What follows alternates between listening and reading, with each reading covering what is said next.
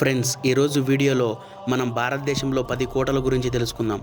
ఇవి కేవలం చరిత్ర పరంగానే కాకుండా చాలా ముఖ్యమైనవి.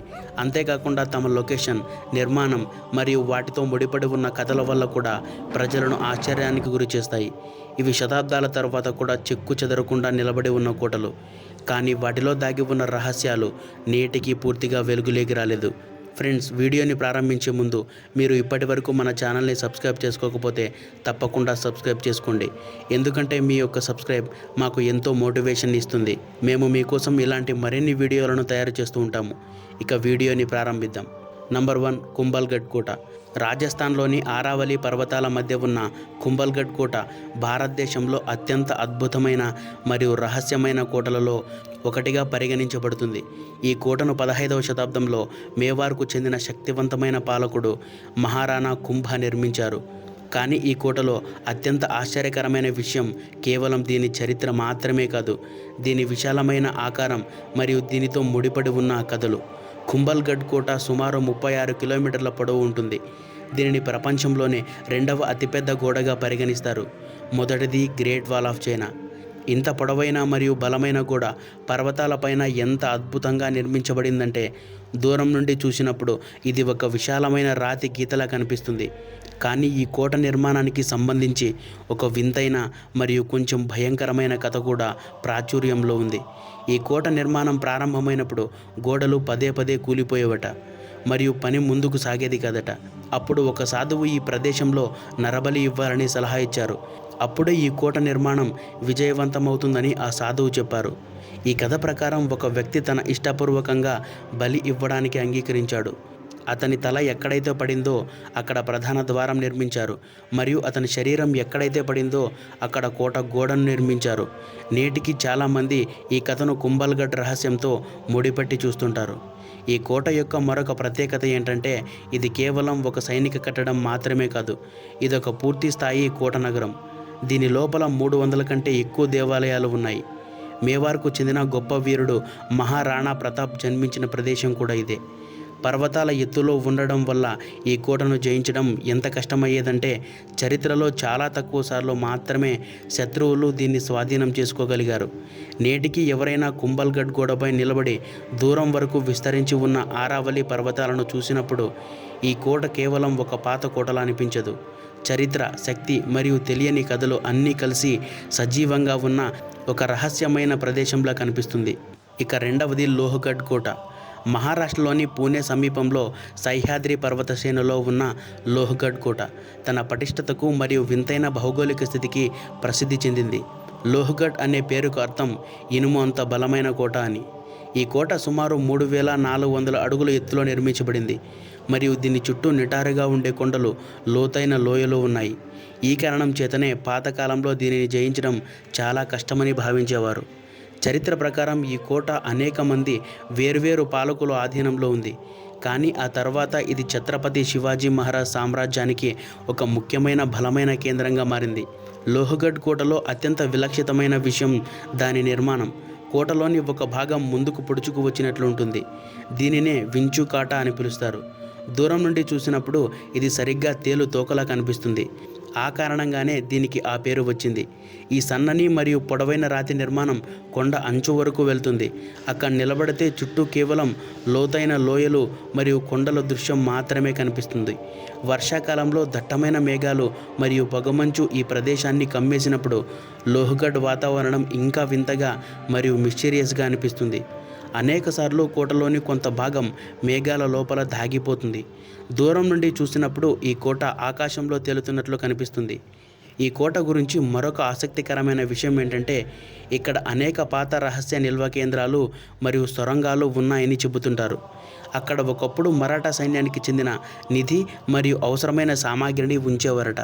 సహ్యాద్రి పర్వతాల ఎత్తులో నిర్మించిన ఈ కోట నేటికి తన బలమైన గోడలు, సన్నని కొండదారులు మరియు పొగమంచుతో నిండిన వాతావరణం కారణంగా ఒక రహస్యమైన మరియు కొంచెం భయంకరమైన అనుభూతిని ఇస్తుంది.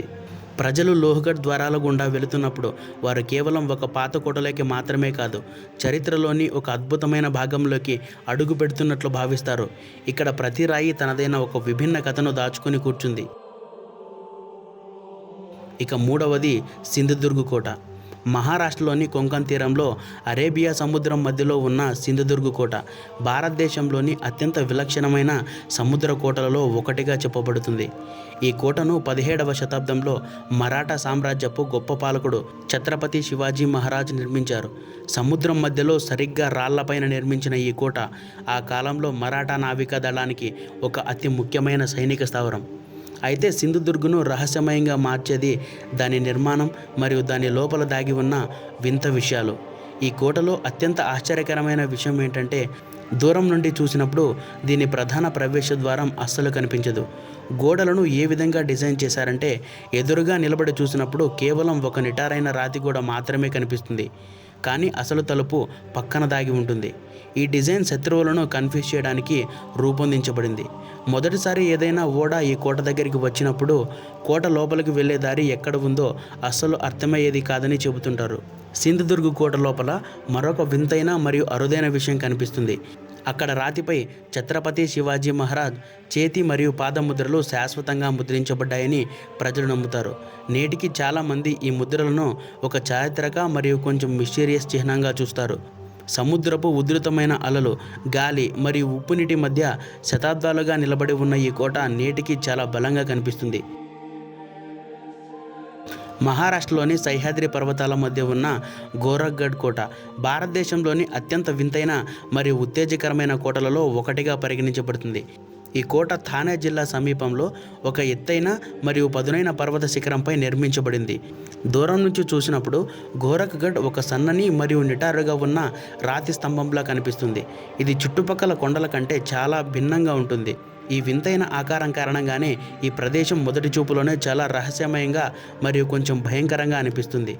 ఈ కోట పేరు ప్రసిద్ధ యోగి గురు గోరఖ్నాథ్తో ముడిపడి ఉంది.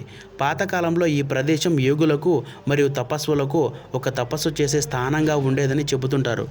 కోటపైకి చేరుకోవడానికి పర్వత శిలలను తొలిచి చాలా సన్నని మరియు నిటారైన మెట్లను నిర్మించారు. అనేక చోట్ల ఈ మెట్లు ఎంత ఇరుకుగా మరియు ప్రమాదకరంగా ఉంటాయంటే ఎక్కేటప్పుడు చేసే చిన్న తప్పు కూడా పెద్ద ప్రమాదానికి దారి చేయవచ్చు. గోరఖ్గఢ్ పైకి చేరుకున్నాక ఒక చిన్న గుహ కనిపిస్తుంది. దానిని గోరఖ్నాథ్ గుహ అని పిలుస్తారు. ఈ గుహ పర్వతం యొక్క సరిగ్గా అంచున నిర్మించబడింది. ఇక్కడ నుంచి కిందకి చూస్తే కేవలం లోతైన లోయలు మరియు దూరం వరకు విస్తరించి ఉన్న సహ్యాద్రి పర్వత శ్రేణులు మాత్రమే కనిపిస్తాయి. వర్షం మరియు పొగమంచు సమయంలో దట్టమైన మేఘాలు ఈ పర్వతాన్ని చుట్టుముట్టినప్పుడు ఈ కోట మరింత విభిన్నంగా మరియు రహస్యమయంగా అనిపిస్తుంది. ఈ ప్రదేశం ప్రపంచానికి దూరంగా ఉన్న ఏదో ఒక పాత కథలో భాగంలా అనిపిస్తుంది. నేటికి గోరఖ్గఢ్ కోట అంత రద్దీగా ఉండే ప్రదేశం కాదు. బహుశా అందుకే ఇక్కడి వాతావరణం ఇప్పటికీ చాలా సహజంగా మరియు అన్టచ్డ్గా అనిపిస్తుంది. తీక్షణమైన పర్వత మార్గాలు, నిటారైన రాతి గోడలు మరియు అక్కడ నిర్మించిన పాత గుహలు అన్నీ కలిసి ఈ కోటను భారతదేశంలోని అత్యంత వింతైన మరియు రహస్యమైన పర్వత కోటలలో ఒకటిగా నిలుపుతాయి.